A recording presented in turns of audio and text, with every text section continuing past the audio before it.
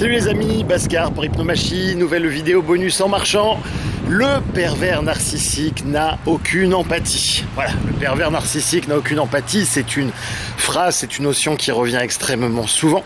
Et comme les habitués de la chaîne le savent, une des choses qui me motive à faire des vidéos, ce n'est pas la seule et heureusement, mais c'est quand je lis des conneries. Voilà, alors quand je lis des conneries, souvent ça m'énerve, puis du coup je fais une vidéo. Non, pourquoi je dis que c'est une connerie? En fait, parce que c'est répété à l'envi sur les réseaux sociaux comme une vague rumeur persistante. Malheureusement, ça ne tient pas en compte d'un petit élément absolument ridicule qui est l'état actuel de la recherche scientifique. Donc, moi je veux bien qu'on tienne un discours, au sens d'un logos, sur un sujet, pas de problème, tout le monde a le droit de parler, tout le monde a le droit de s'exprimer, mais enfin, si on prétend avoir un point de vue sur le sujet qui est autre chose qu'une forme d'élucubration, la base, en tout cas au XXIe siècle, c'est au moins de faire une revue de questions et une recherche sur l'état actuel de la connaissance sur le sujet. Alors j'en ai déjà parlé dans mon livre La perversion narcissique, mythe et réalité aux éditions ESF, dans lequel je donne quelques sources là-dedans. Mais actuellement, on s'est rendu compte, notamment en travaillant sur les psychopathes, alors évidemment, psychopathe, pervers narcissique, c'est pas tout à fait la même chose, ce sont différentes nosologies. Mais enfin, ce que j'ai remarqué, ça fait quand même, je sais même plus depuis combien de temps je travaille sur ce sujet, mais enfin, 10 ans, 12 ans, 15 ans, enfin bon bref, longtemps, que les gens comme ça qui répètent un peu benoîtement sur internet ah non, les pervers narcissiques n'ont aucune empathie, en général le pattern est suivant. Ils ont eux-mêmes rencontré quelqu'un avec qui ils ont vécu une relation toxique, parfois même plusieurs personnes, ça peut être un conjoint, un membre de leur famille, etc. Ils ont vécu donc une relation extrêmement toxique qui leur a fait beaucoup de mal, beaucoup de souffrance, etc., beaucoup de douleur. Et à partir de ce moment-là, ils sont tombés sur la description de la perversion narcissique. Et il y a quelqu'un qui leur a dit « Les pervers narcissiques n'ont absolument aucune empathie ». Et comme ils ont vécu justement une relation toxique dans laquelle ils n'ont pas reçu l'empathie auquel ils aspiraient, eh bien, ils se disent « Oui, c'est vrai ». Et à partir de là, ils le colportent avec les meilleures intentions du monde, notamment celle d'essayer de faire en sorte que les gens qui les liront ne vivent pas le même calvaire qu'eux-mêmes ont vécu. Donc, c'est une forme d'altruisme, certes, mais au regard de la connaissance scientifique actuelle sur le sujet, c'est une connerie. Voilà. C'est la différence entre avoir des bons sentiments, et quand je dis bons sentiments, on a besoin, le monde a besoin, vous comprenez bien, de gens qui sont prévenants, altruistes les uns avec les autres. C'est extrêmement respectable, mais ça n'en fait pas une pensée construite, étudiée, digne de ce nom. Voilà, l'enfer est pavé de bonnes intentions, en résumé.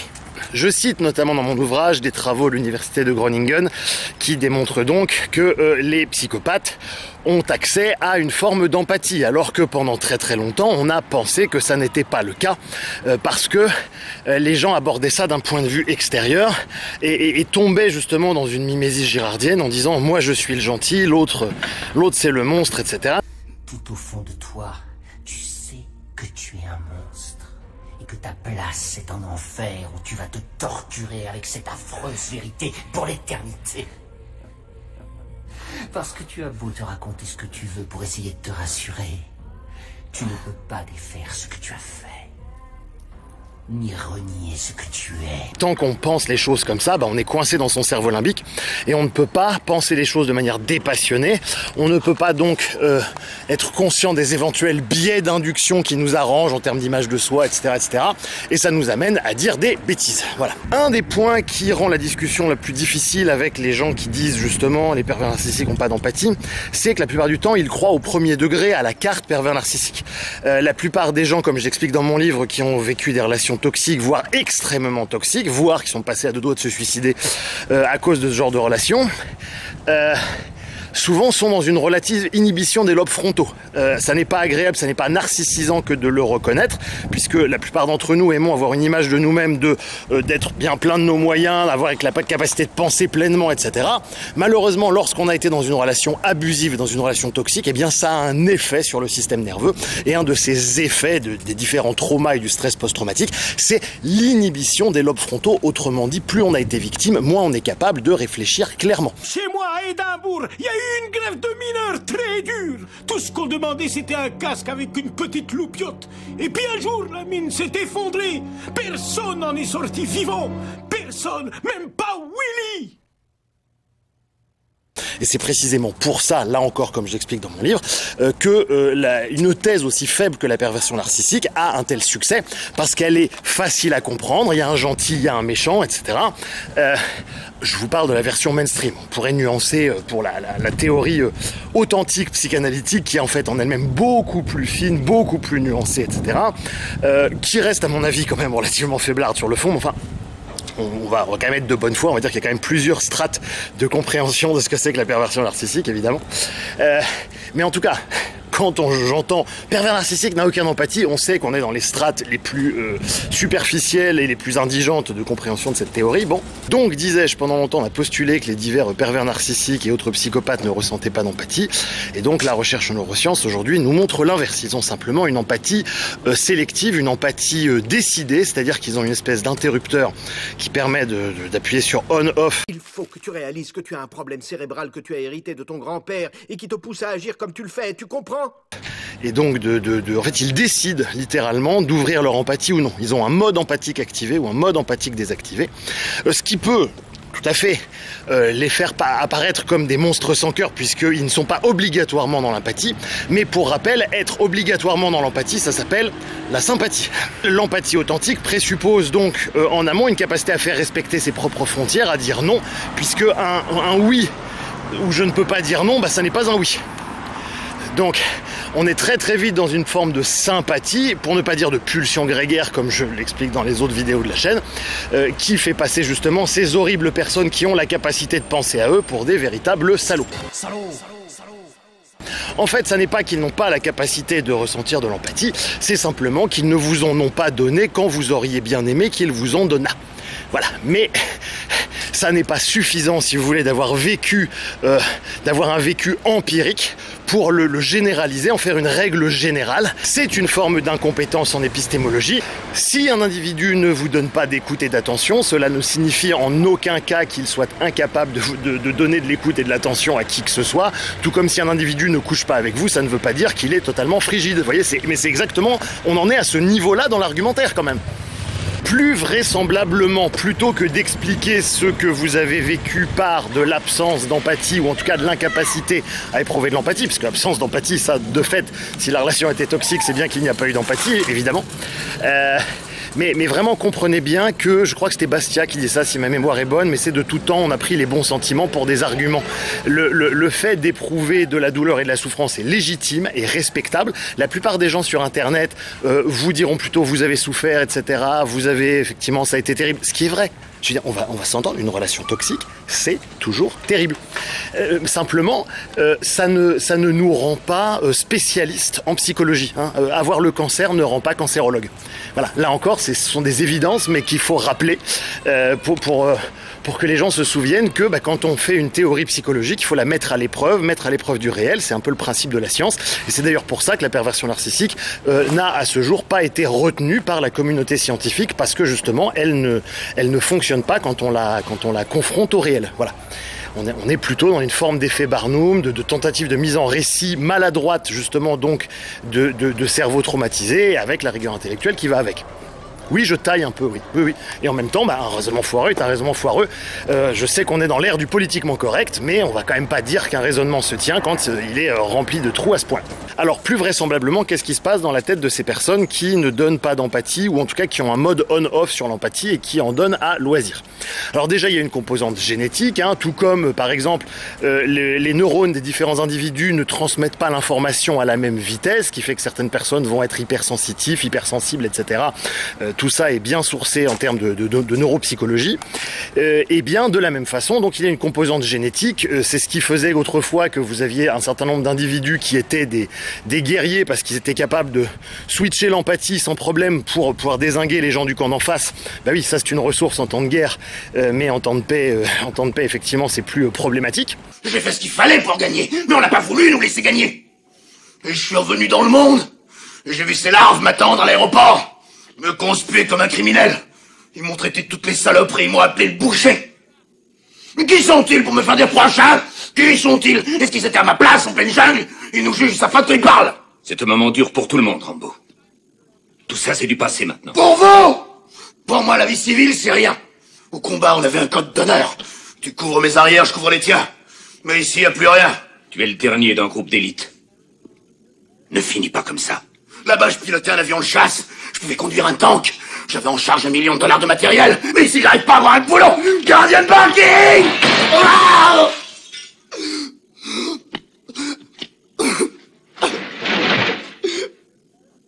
Oh Dieu. Et dans mon expérience, en fait, il s'agit de gens qui ne donnent pas de l'empathie, ou en tout cas pas tout le temps, notamment parce qu'ils n'en ont pas reçu suffisamment.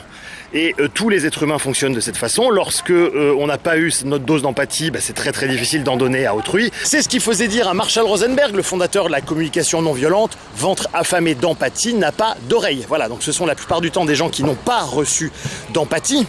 C'est entré dans votre crâne, ou faut-il en plus que je vous l'enfonce dans le cul? Alors, il y a plusieurs raisons à ça. Ça peut être ou alors parce qu'ils sont supérieurement intelligents et que du coup les gens autour d'eux n'ont pas réussi à comprendre la nature même de ce qu'ils vivaient et ils se sont donc retrouvés littéralement esselés dans un monde qui se voulait empathique mais qui en effet ne l'était pas par manque de capacité cognitive de l'entourage. Alors ça c'est relativement peu de gens parce que ce sont uniquement des gens qui sont à la fois équipés de cette prédisposition génétique et qui sont aussi très très intelligents, donc ça c'est très très peu de monde. Puis la plupart du temps ce sont simplement des destins extrêmement originaux. C'est-à-dire que parce que j'ai travaillé avec des gens qui sont des anciens adeptes de différentes sectes, de différents groupes sectaires qui essaient de se reconstruire, quand on a été à l'âge de 3 ou 4 ans, pardonnez-moi, mais violé dans une carcasse de bouc en Réunion, on comprend qu'on soit traumatisé, on comprend que l'individu, par exemple, ait eu besoin à ce moment-là d'une quantité d'empathie gigantesque et que l'individu ne l'ait pas reçu. Parce que l'immense majorité des êtres humains non entraînés à accepter la possibilité d'existence de ce genre de phénomène considèrent ça comme simplement inimaginable. Et qu'est-ce que ça veut dire quand on considère que quelque chose est inimaginable? Ça veut dire que l'adulte lui-même a en lui un petit enfant qui est lui-même en demande d'empathie et qui dit « Mais c'est pas possible qu'on t'ait fait ça !» Et donc tant que l'adulte, enfin l'enfant dans l'adulte très exactement, a besoin d'empathie, à ce point-là pour déjà se dire « Mais on peut vraiment faire ça à des enfants ?» Et dans ces cas-là, il n'est pas en mesure de donner l'empathie dont la personne aurait eu besoin. Bref, quels qu'en soient les facteurs explicatifs, il est beaucoup plus parcimonieux au sens du rasoir d'Occam de présupposer justement que ce sont des gens qui ne donnent pas d'empathie parce qu'ils en ont eu besoin et qu'ils n'en ont pas eu et que du coup il y a des chances qu'ils en aient encore besoin, coincés dans une espèce de trauma eux aussi. Parce que une chose qui est très très claire, c'est que ça demande beaucoup moins de glucose de se dire moi gentil, l'autre méchant, que de se dire ah moi, personne qui a eu du mal à faire respecter mes limites, qui a rejoué à un moment donné une mauvaise maman dans le fait de m'entourer de gens qui ne me faisaient pas du bien, et l'autre est certes peut-être à un moment donné méchant, a peut-être pas donné de l'empathie à moi, mais en même temps lui-même n'en avait pas beaucoup parce que vous comprenez bien que la deuxième narration est plus complexe, relève davantage d'une forme de pensée pondérée, là où le pervers narcissique n'a pas d'empathie, c'est le mal absolu, relève simplement de la pensée sociale, et puis on va faire des groupes de victimes, on va se dire ah lui c'est un PN, ah lui c'est un psychopathe, ah lui c'est un connard, oh, lui c'est un machin, etc. Et on va pouvoir projeter, enfin bref, on rejoue la logique sacrificielle de René Girard, quoi. Je sais pas si vous avez remarqué, mais en termes de psychologie, les gens se comportent avec autrui de sorte à pouvoir créer une connexion. Et que une façon, je sais que ça peut avoir l'air extrêmement tordu, mais c'est pourtant absolument classique en psychologie, qu'un individu qui a énormément souffert de l'absence d'empathie d'autrui quand il était gamin, va se comporter avec vous de sorte à ce que vous le rejoigniez là où il est, c'est-à-dire dans l'enfer d'être seul dans un monde sans empathie. Puisque dans l'absolu, l'inconscient aspire à communier avec les autres êtres vivants, même si ça peut être dans la destruction. Hein. C'est ce mécanisme qui fait qu'énormément de gens qui ont été battus battent, qu'énormément de gens qui ont été tripotés par tonton tripotent à leur tour leurs neveux, leurs nièces, etc. etc. C'est que c'est une façon inconsciente d'essayer d'être rejoint en fait dans son univers. Et quand on comprend ça, on réussit à sortir de cette vision manichéenne avec des gentils, des méchants, des malades, des non malades, et on voit simplement le tragique de l'humanité dans ce qu'il a de plus pathologique justement chez l'humain, pathologique au sens du pathos, au sens de cette espèce d'impuissance d'impuissance profonde liée à la nature humaine que la plupart des gens essaient de fuir au quotidien, mais qui est notre nature véritable. Et qu'à un moment donné, si on a été traumatisé étant gamin, on a été traumatisé étant gamin, et que même si une bonne thérapie permet de vivre avec le fait d'avoir été traumatisé, ça n'est jamais exactement comme le fait d'avoir été aimé et de ne pas avoir été traumatisé. Voilà, donc petite vidéo pour revenir sur cette bêtise comme quoi les pervers narcissiques et autres machin n'ont pas d'empathie, machin, c'est simplement faux, c'est une forme d'égocentrisme que de le croire, c'est une forme de mimésis qu'on remet en scène avec l'autre qui est vilain et nous qui sommes bons. Là encore, c'est un modus operandi psychologique qui est très très intéressant pour les victimes, qui leur fait du bien, d'où le succès de tous les livres qui vendent cette narration. Donc les victimes, continuez à vous faire du bien en pensant les choses comme ça, si jamais ça vous fait du bien et que vous avez besoin de vous reconstruire, mais c'est vous la priorité, donc continuez à voir les choses comme ça. Moi je ne suis pas en train de vous dire que vous avez tort de croire ça, parce que si vous croyez ça et que je ne suis pas votre juge. Alors, bien évidemment, vous avez le droit de considérer que j'encule les mouches, que tout ça sont des recadrages qui n'ont absolument aucun intérêt, que l'important c'est les victimes, que l'important c'est tout ça, et que la théorie on n'en a rien à faire. Il n'y a aucun problème. Moi je vous ai dit, mon propos s'inscrit dans un champ très clair qui est un champ de la rigueur intellectuelle, de la psychologie, de l'épistémologie et de l'exactitude des concepts, pour autant qu'un concept puisse être exact, ce qui en réalité n'est jamais le cas. Voilà, donc libre à vous, surtout si vous êtes victime, de rejeter ce que je dis, allez là où ça vous fait du bien. Si jamais ce qui vous fait du bien, c'est de croire en la perversion narcissique, c'est de croire qu'il y a des gens qui incarnent le mal absolu et que vous êtes le bien absolu sans défense, croyez-le, d'autant qu'à un endroit, ça n'est pas faux, et à un endroit, c'est complètement faux. Donc là encore, les deux réalités coexistent sans aucun problème. Et puis pour le reste, j'espère que cette vidéo aura été aidante au moins un minimum. Les concepts que j'aborde ici sont développés plus en avant, donc dans mon ouvrage La perversion narcissique, mythe et réalité aux éditions ESF. Je vous dis à bientôt, prenez soin de vous, salut Internet.